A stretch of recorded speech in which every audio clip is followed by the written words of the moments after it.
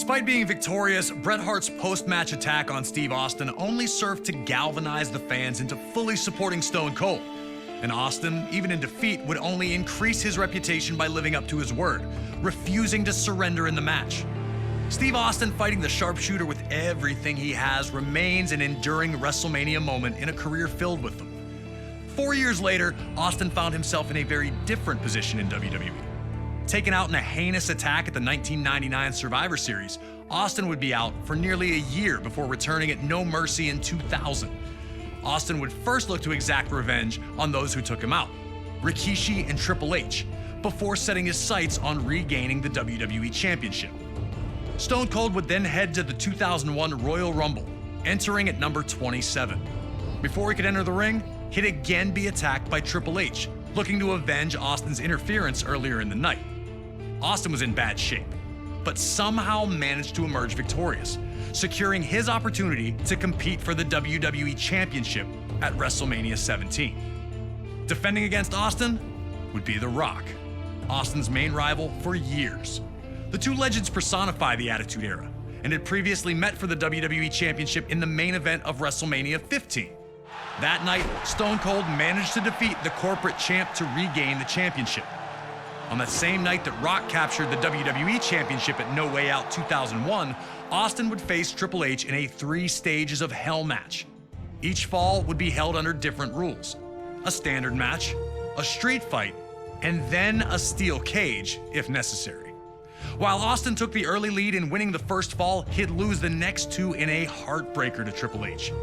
The loss shook Austin, who felt the wave of momentum he was riding should have been unstoppable. Heading into WrestleMania, Austin would speak openly about how he didn't just want the win, but that he needed it. I need to beat you, Rock. I need it more than anything that you can ever imagine.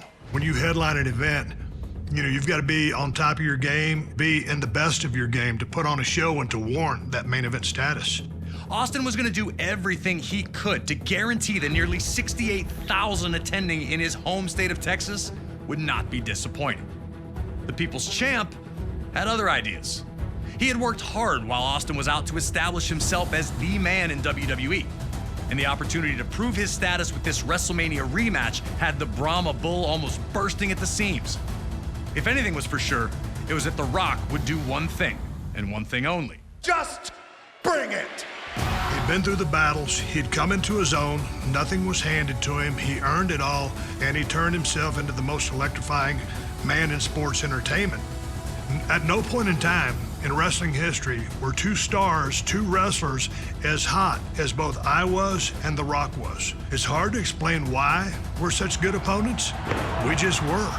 So now it's time for you to head into one of the biggest WrestleManias of all time, WrestleMania 17 in 2001, a night that serves as the pinnacle of the Attitude Era's excellence, with its 2 biggest names doing battle once again. Are you ready to open up a can on The Rock?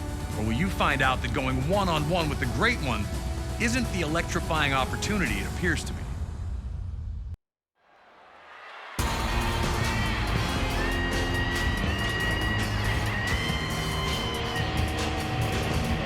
Before the bell could even make this match official, the action was underway. Austin was proving that he'd do anything to win, first attacking Rock while his back was turned, and then looking to use the WWE Championship.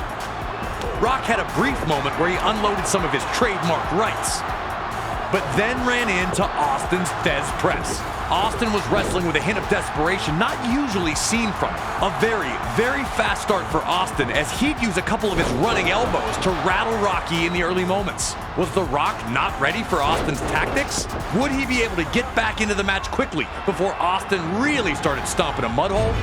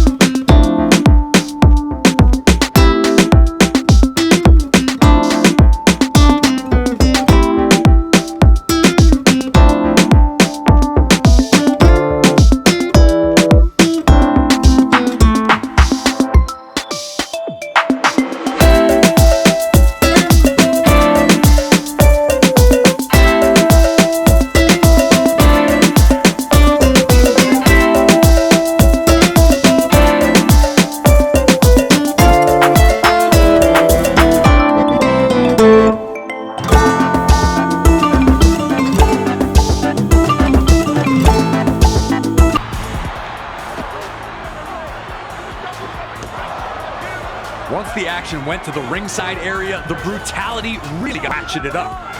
Rock used the announce table and timekeeper's table to his advantage.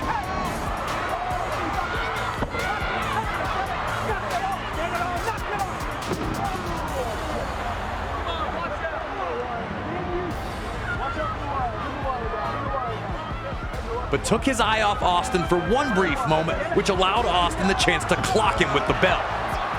Austin was really looking like a different superstar than the one we'd known the last few years. There was a sinister look in his eye as he yelled at officials.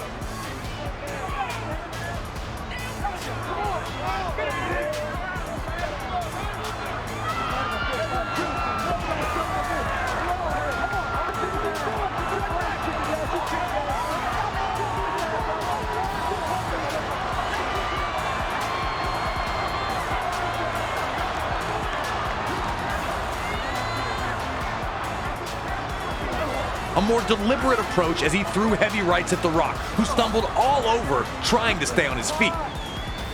Austin's face wore an angry sneer while he planned his next move, knowing he had plenty of time with Rocky hurt.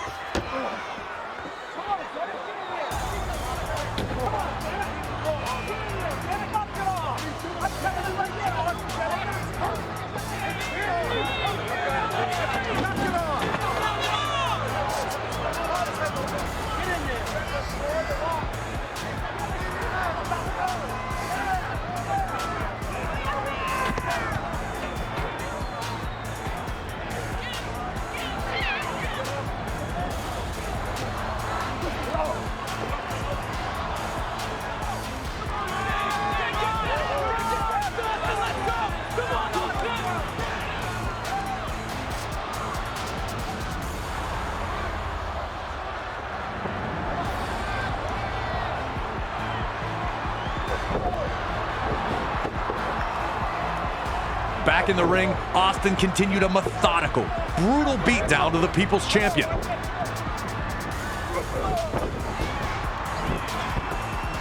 Right after right after right, despite the objections of the referee, found their mark.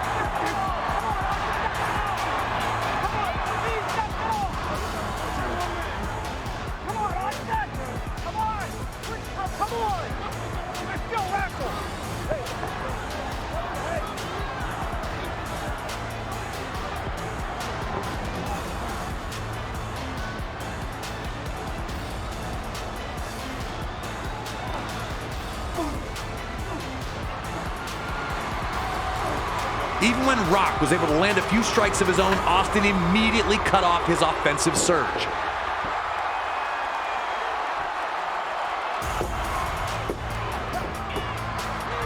Stone Cold hadn't been WWE Champion for nearly 18 months, and it was clear that this had done something to his psyche. The Rock wasn't the reason that Austin was out, but he had clearly benefited the most from Austin's absence. And it seemed that Austin was taking every opportunity to make Rock pay for taking what he considered to be his. Did The Rock really underestimate what kind of match this was going to be? Had he considered Austin to be a friend? Did he not take Austin's words at face value? For a little bit there, it looked like Austin had completely overwhelmed The Rock.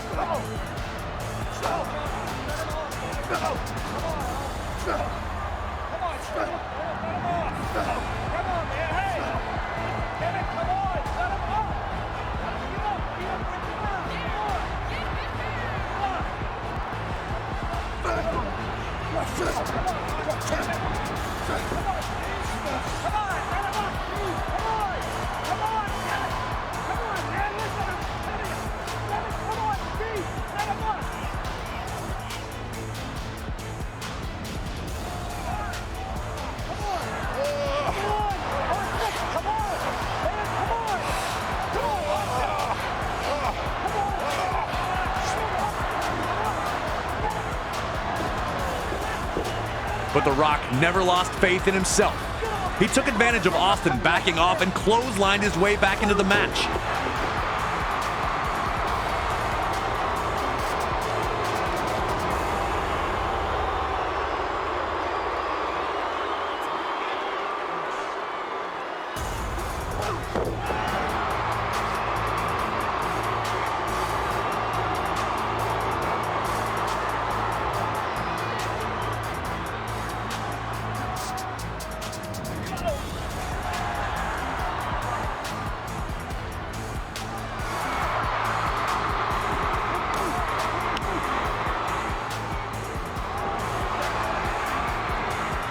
Once he had Austin down, Rock was able to reevaluate the situation. And once he had, he went to ringside to grab the timekeeper's bell. Instant karma, it seemed, was going to get Austin.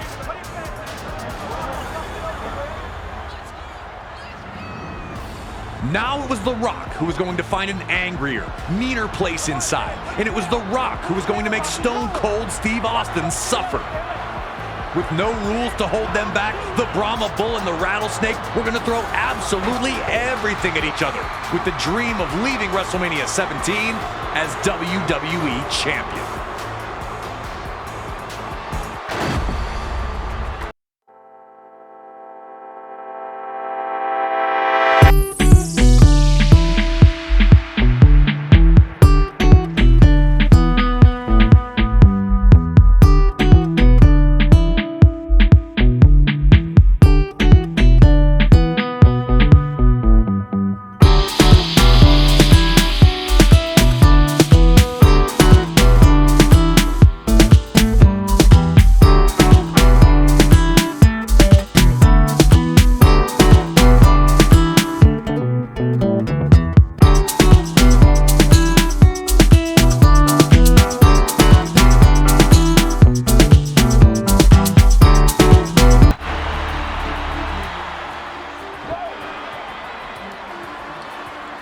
Back and forth they'd gone, but neither Austin nor The Rock had found that moment that would give them the win.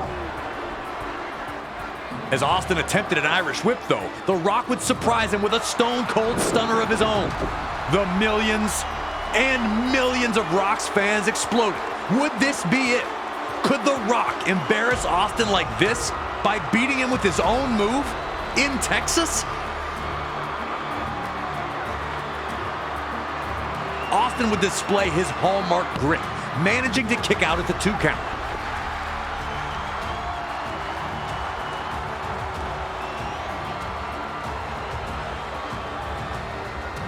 And while the two men laid on the mat, trying to find the spark to get back to their feet, Mr. McMahon would make his entrance.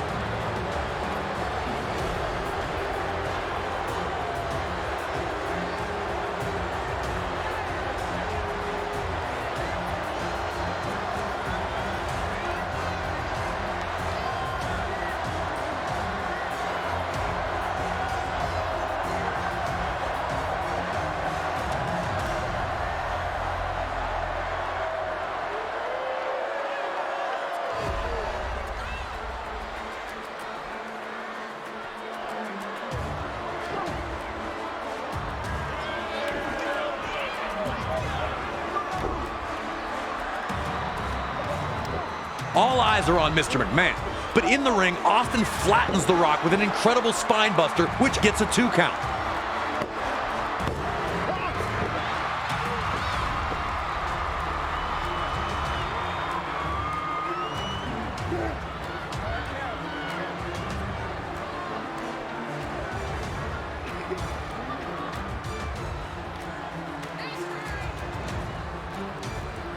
Caught up in his frustration, Austin blindly rushes at Rock, who now flattens Austin with his spine buster.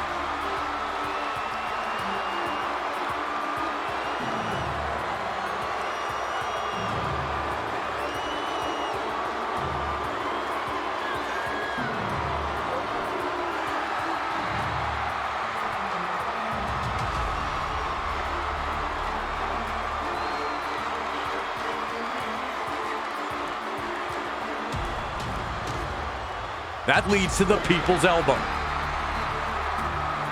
But when Rock covers Austin, Mr. McMahon breaks up the pin. That's right, Mr. McMahon helped Stone Cold Steve Austin. To this day, I cannot believe I ever saw that happen. The look on The Rock's face is pretty much the look that I had. What the hell? Rock's anger raged over, and he made a huge mistake in forgetting about Austin in hopes of laying the smackdown on Mr. McMahon, which led to him running straight into a stone-cold version of the Rock Bottom. Mr. McMahon had turned the match on its head, and Stone Cold Steve Austin looked ready to strike and finish his quest of regaining the WWE Championship under some unthinkable circumstances.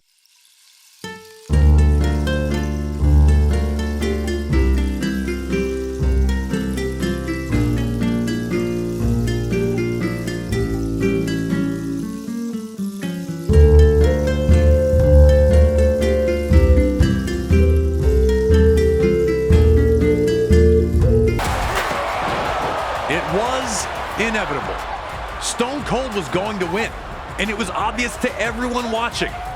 The Rock had been able to get back into it once Mr. McMahon had arrived.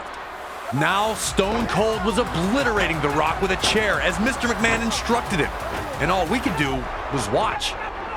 Somewhere in the darkest places of Steve Austin's mind, he had convinced himself that the only way to get back to where he was would be by teaming with the man who had been his biggest enemy for years. Had the man never really changed? Had he simply fooled the fans during those years where he was WWE's most popular superstar? Should it have ever been surprising that the man who preached DTA, don't trust anybody, was not someone to be trusted? Or had something changed in Austin while he was gone? And how could The Rock have ever expected anything like this to happen?